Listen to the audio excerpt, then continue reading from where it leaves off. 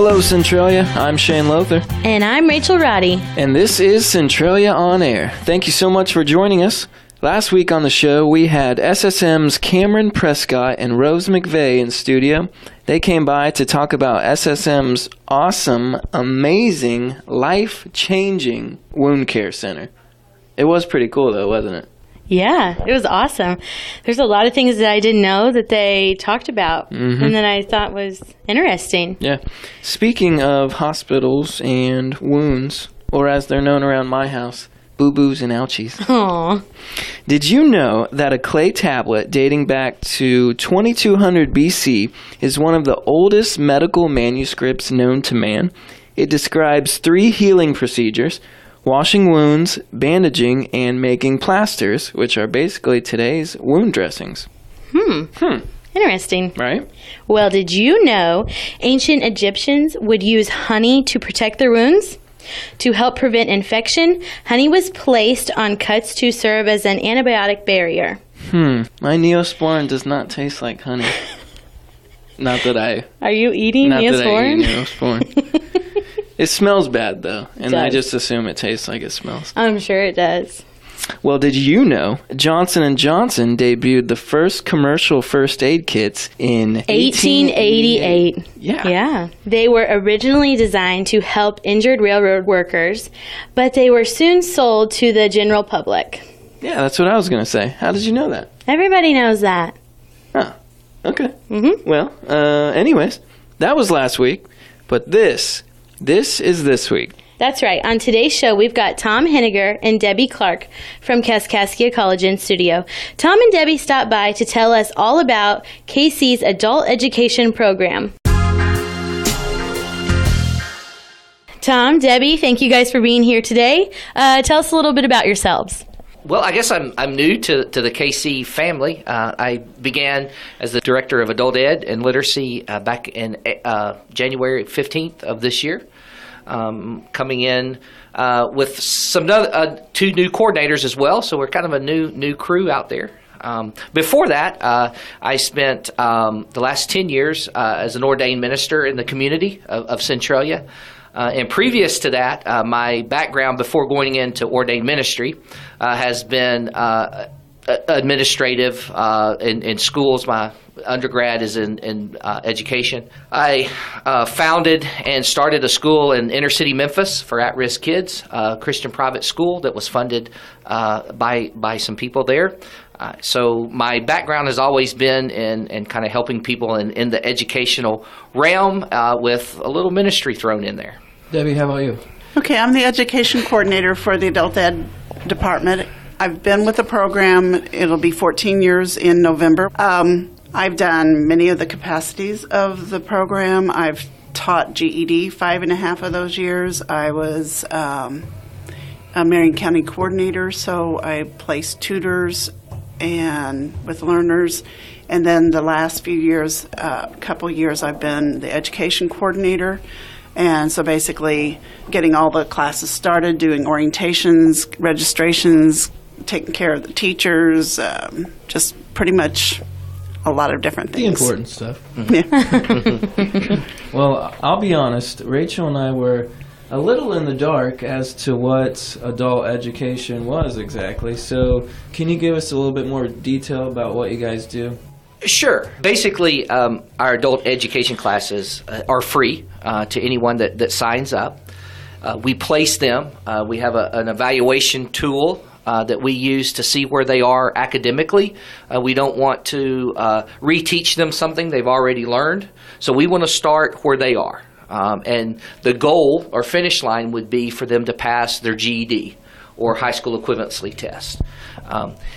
In that process, we, if they aren't at grade level or below grade level with another part of our program, our Reading Link program, if they're not up to a 9th grade level yet to start the high school curriculum, we have in our Reading Link program, a part of our literacy, of adult education literacy program, we can provide them with a tutor. They're volunteer tutors of people in the community that have been trained, and they come in and work with that student one-on-one till they get up to a basic level of ninth grade, 8th grade level, and then they can go with the GED. Our end goal is not necessarily get their GED, but we want them to continue. Our kind of motto is, we're with you from start to finish. You come with us, you give us your time and your effort, we will give you all the tools you need and resources you need to succeed in life. And we will let you decide what success is. For some people, it may be just to get their GED. There's older people. My dad actually got his GED because there was a war going on. My grandfather never got his GED because he was a farmer and had to farm. So some people, it is a personal goal in life they didn't get to finish for whatever reason. Yeah. So we help them finish that. Others is to continue their secondary education, associate's degree at Kaskaskia College. We offer a GED adult ed scholarship that if anybody goes through our class, is in our class more than 40 hours of class time, and graduates, gets their GED, then we offer them 24 hours of scholarship free at KC to continue their education. That can be as associate's degree. It can be in one of our certification programs, industrial programs, or whatever they want to use it for. And that will get them started. We also work with them to try to get them employable. Statistics tell us that if you have a GED, you can make $50 more a week in the same job that you have without a GED. That's one of the aspects we're looking to expand our program, is working with companies actually, and working with them. And if they will hire employees, they need employees. If they will hire some employees that don't have their GED yet, let us come in, provide that GED aspect and other training if they need it, and they have a loyal employee. So it's a win-win situation. So that's where we're kind of expanding our program of not just getting your GED, you pass a test, and we say, thank you very much, see you later. Yeah. We're with them from start to finish. That's great that it's free, too. I'm sure that would probably keep a lot of people out of it if they knew there was some sort of financial hurdle they had to cross. Exactly. And it is free. There is a cost for the GED test that we don't provide. We are grant funded. We are 100% grant funded through the ICCB, which is the Illinois Community College Board, as well as our literacy part of it is the Secretary of State grants that provide the free tutors. Also in the literacy part of it, we also have English as a second language as well, that we will provide a tutor with someone that wants to learn English. So we're kind of expanding. There are other agencies in our community. We have what's called an area planning council. Part of our grant, we just had a network meeting yesterday. It's where all the agencies come together that serve people in our whole district. And we talk about our services, what they offer, what they don't. There's a lot of Serves Goodwill. There's a lot of other agencies that says, look, we will pay for their GED testing if they can't. So we don't want that to be a barrier, the cost. So we work with other agencies, although we at Kaskaskia don't provide for the testing costs. There's other agencies we can refer to, and that they will. And there's also been just very nice people, generous people of our community that's just donated to the foundation, which we're able to do that as well. All right, so your students, they're probably pretty self-motivated. There probably isn't a lot of hand-holding, is there? Since they're older, I mean... There is an extreme amount. They have a lot of experiences that may not be good experiences from education in the past. So there's a lot of that you need to get past before you can actually get them to understand that they can do this and they can learn, they can succeed. And so it is a lot of motivational type things. There's a lot of things going on in their lives that sometimes pull them away from. They have other needs that need to be met. And so it's difficult to keep them motivated in the chair. And I mean, you're talking all ages, right? Yes. I mean, From 17 up. We also provided, we just started classes at the Marion County Court Services through probation.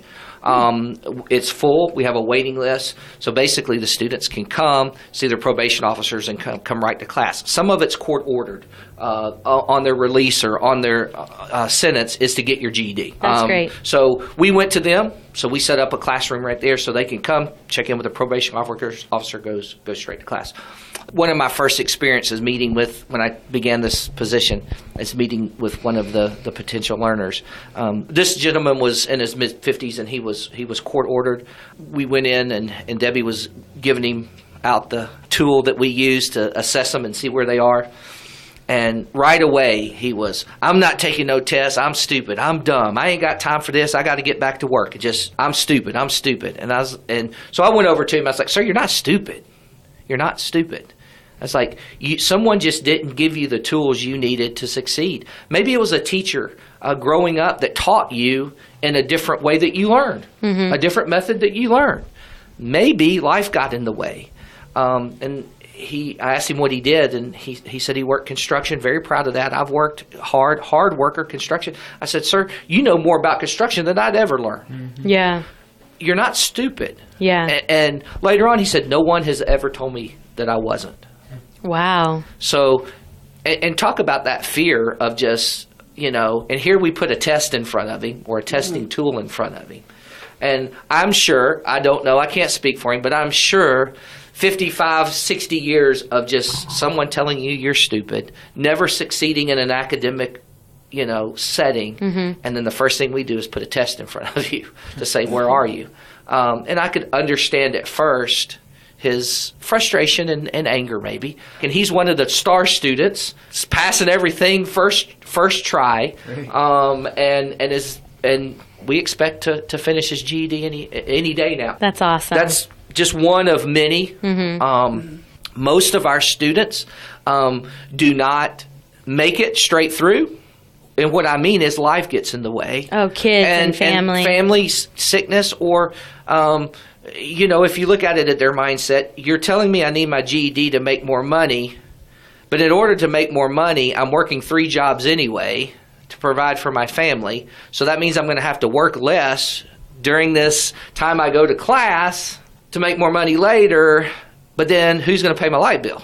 Yeah. Who's going to feed my children? Who's going to help with my rent? We kind of look at it as a holistic approach, that let's look at all the barriers, all the things that might happen.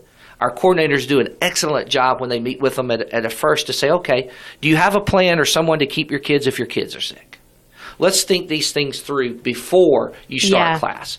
And most of them, it's life gets in the way, so they'll come, they'll make some gains, life hits, they'll drop out for a couple of weeks, maybe a month, maybe 2 months, and then they come back. Yeah. Our door's always open. We just reevaluate them and pick up where we left off. We're there start to finish. Yeah. So most of our typical students don't go all the way through. We do see a lot of students that come through the program that just life gets in the way and they, for whatever reason. You guys don't have like a set schedule. It's not like a Monday. Well, our classes are scheduled. Okay. Right now, we have 11 classes at 8 different locations, spread out through our whole district. The majority of our classes are night classes that run from 5 to 8, and those are classes are 2 nights a week, either Tuesday, Thursday, or Monday, Wednesday. We do have 3-day classes, and they meet 10:30 to 1:30 on Tuesdays and Wednesdays. Yeah. That seems to work well. We used to always do 9 to noon, but then we had people that were having trouble getting there by 9. They had to get their kids off to school. They had trouble, maybe they worked late the night before. So we decided we'd try the 10:30 to 1:30. That way, if they had kids, they could get them off to school. They could go back and do some things and then be there by 10:30, and then they would be off in time to pick them up from school. And that seems to work pretty well. And it's here at the Centralia Library. Okay. So we have 2 2 classes in Centralia, a day and a night. We have a youth build class, which we provide the high school equivalency part of it. We have the probation class. So those 3 are the day classes that we have. Okay. So if someone wants to get a hold of you or reach out to you, how can they do that if they're interested? We have orientations once a month, generally, and we place students in classes after we do the orientations with them. And so they would need to call our office to get registered for an orientation. Okay. And our main number is 545-3115.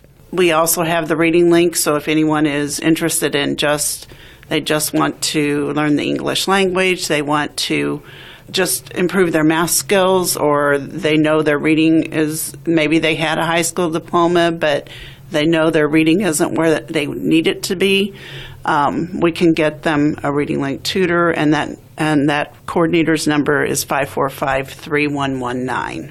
And with those, we even have a grandmother that in the program that was working with a tutor, and her goal was to read better to her grandchildren, to be able to read, fluently better because she knew she was struggling. So, and again, those tutors are free of cost. Everything's free of cost, and we were able to put her with a tutor and work with her one-on-one. So. That's really great. You're listening to Centralia On Air with Shane and Rachel. We have Tom and Debbie in studio today. When we come back, we're going to have some fun and quiz these guys about something totally unrelated to their professions. Stick around. We'll be right back.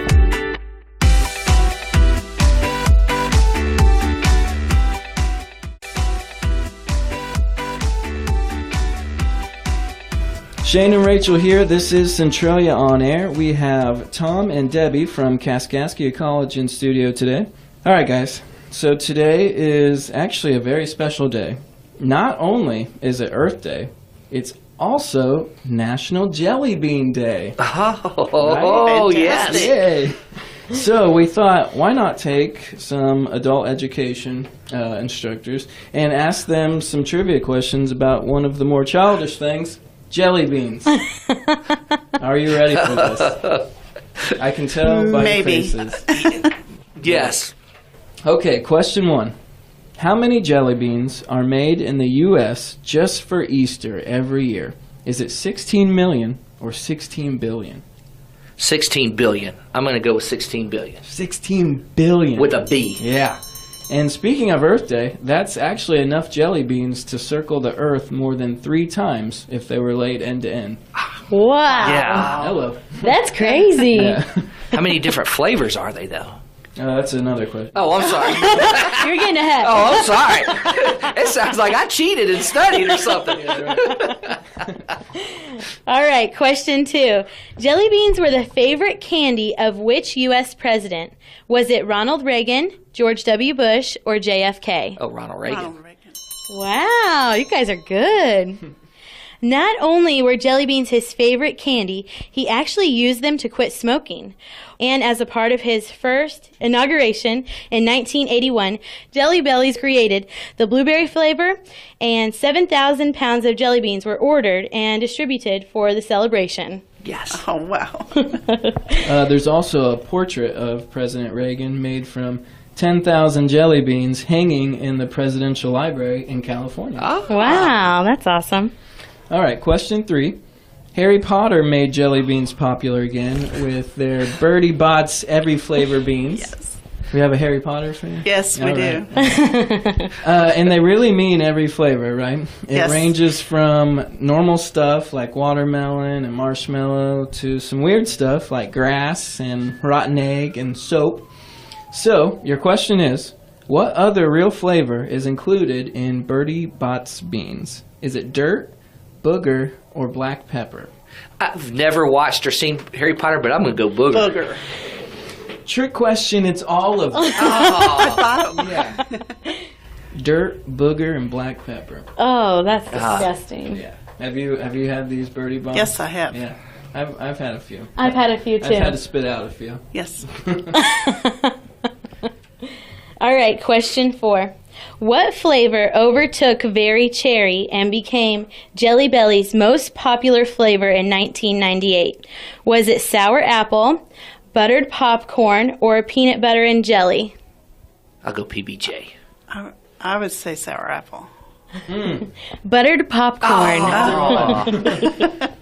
It was most popular until 2003. That's when Very Cherry took back the crown as everyone's favorite. All right, last one. Question 5. How long does it take to make a jelly bean? Is it 7 to 14 minutes, 7 to 14 hours, or 7 to 14 days? They're stumped. I was stumped. I'm going to I go was- hours. You said minutes or hours or Minutes, hours, days, right? 7 to hours 14. probably.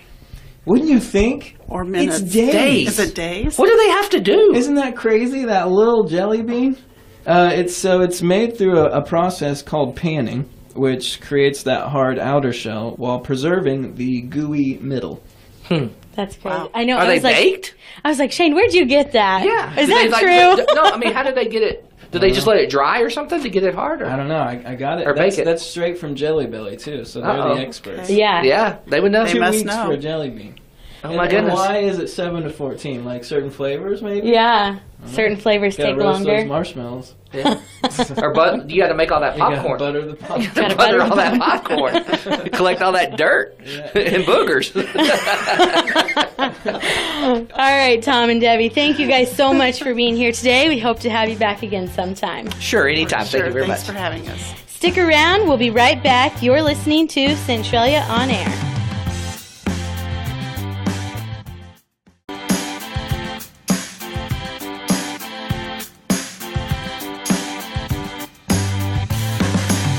Shane and Rachel here. You're listening to Centralia On Air. Rachel, how you been? I'm good. Been good. Yeah, got any plans this weekend? Do some gardening maybe? Help save the bees? Maybe do a little laundry with cold water? Change your light bulbs out? Reduce your carbon footprint? What do you think, huh? Sound good? Oh, yeah. Sounds great. Yeah. I do have some light bulbs I need to change. Oh, yeah, me too. Yeah. Those are all great things if you're trying to save the world or something. Yeah, Supergirl. Well, that's exactly what I'm talking about. What better day to save the Earth than on Earth's very own day? Today is, say it with me, Earth Day. And what better way to celebrate Earth Day than with a fresh, never frozen, hand-picked, free-range, organically sealed top 5. All right. Fresh off the vine. That's right. To celebrate Earth's big day and the fact that it's probably not flat, here's our top 5 things you probably didn't know about Earth Day. All right, number 1. Nobody really knows where the name came from. Earth Day might actually seem like a fairly obvious name, and it's for that reason that how it actually came about has been lost to time. Organizers say that they aren't really clear who came up with the name because it was suggested by so many people and was so obvious that it just sort of came about, rather than being the work of any particular person. And number 2, while we don't know who's responsible for the name, we do know who came up with the flag for it. Earth Day has its own flag. Who knew? The flag has been associated with Earth Day, environmental awareness, and celebration of the global community. Peace activist John McConnell created the first Earth flag in 1969, and it's been used since the first Earth Day in 1970. It's a dark blue background with an Earth on it. How creative. I saw you can buy it on Amazon. Yeah. $5.95. Oh, What a steal. you ever see them flying around in town? I've never seen an I Earth didn't flag. either. I looked at one and I was like, oh, I've never seen that around. Yeah. But it's a thing. All right, number 3. The founder won a medal. Gaylord Nielsen founded Earth Day while working as a U.S. Senator. He received the Presidential Medal of Freedom in September 1995 for his outstanding environmental work. In 1948, he was elected to the Wisconsin State Senate, and in 1962, Nelson discovered that Washington had no environmental political agenda despite many urgent national issues. The first Earth Day was in 1970, but it became recognized worldwide by 1990. And number 4, if you're a kid in class, Earth Day is more like Earth Week. Many schools and communities make Earth Day last all week to keep enthusiasm going and better focus on the preservation of the planet. I hope part of their week-long activities include Captain Planet marathons, right? Yes. I won't sing the theme song due to copyright issues. Okay, good. Before we give you our number 5 pick, here's a bonus thing that you might not have known. You can help cut down on junk mail and paper waste with a cool little app called Paper Karma. All you do is open the app and take a photo of your unwanted mail, and you will automatically be removed from their distribution list. Pretty cool, huh? Yeah, that's really cool. You think you can do that on bills too? You could try. Ah. You let me know what happens. I will. But when they foreclose on your house, Ooh. don't come crying to me about it. What was that thing we talked about? Paint the front door red, meant your house was paid off or something? Yeah. Blue was in dirt. Yeah. That's a throwback to an old episode. Ooh, yeah, we might have to play that again sometime. Listeners, if you don't know what we're talking about, neither do we. All right, last but not least, number 5. The first Earth Day was off the chain. This thing was crazy. Mm-hmm. 20 million Americans hit the streets on April 20th, 1970. It was a chaotic combination of protests, demonstrations, fundraisers, nature walks, speeches, concerts, and every sort of civic gathering imaginable. These took place at colleges, VFWs, public squares, and parks across the United States.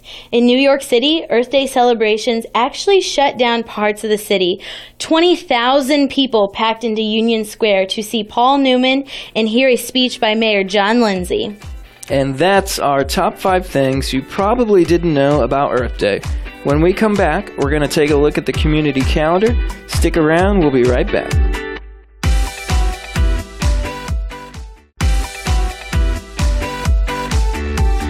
Welcome back. This is Centralia on Air with Shane and Rachel.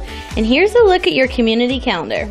The 13th annual Kyle Price Memorial Ride will honor the life of a local Marine on Saturday, April 28th.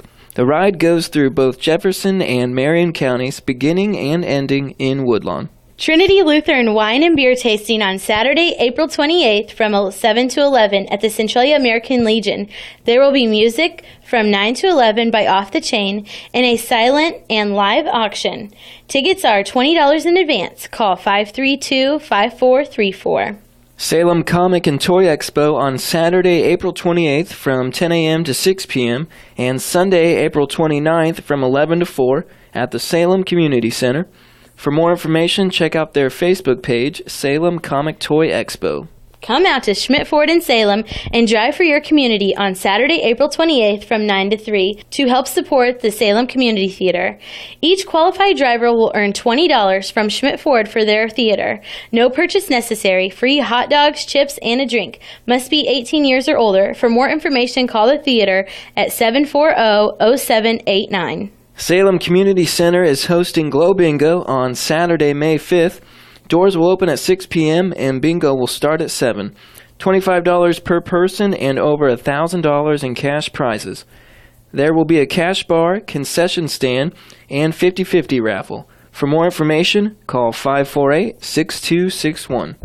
The Locust Street Historical Fair on Saturday, May 5th from 10 to 2. There will be crafters, food vendors, antique car show, and historical presentations. Mount Vernon Festival Fun Night on Saturday, May 12th from 6 p.m. to 9 p.m. at Mount Vernon American Legions. Food, games, and fun.